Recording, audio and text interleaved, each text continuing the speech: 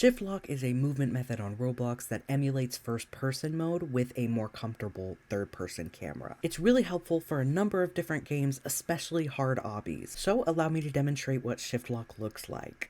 So as you can see, I'm moving completely normally right now, but the second I press shift, it changes my movement method so I can move side to side while facing the same way, or I can completely turn around without moving the arrow keys or using my right click. In this video, I'll go through two ways to enable shift lock. One of them is on desktop and one of them is on mobile. For desktop, all we need to do is click the escape button or click the little Roblox icon in the top left corner, and then we go to settings. And as you can see, it says shift lock switch on. You can change the arrows to have it off. However, for some games, the shift lock is set by developer. This means that you're not allowed to change it, and the shift lock is either on or it's off by default. If you click shift and you don't notice any changes to your camera or movement method, that means that your shift lock switch is off. On mobile, shift lock works a little bit differently, but it's still just as important for some games. For mobile, we'll want to click the Roblox icon in the corner and make sure our settings are the following. For camera mode, we want to make it follow, and for movement mode, we want to make it dynamic thumbstick. Some games on mobile have a shift lock icon in the corner near the jump button or the thumbstick.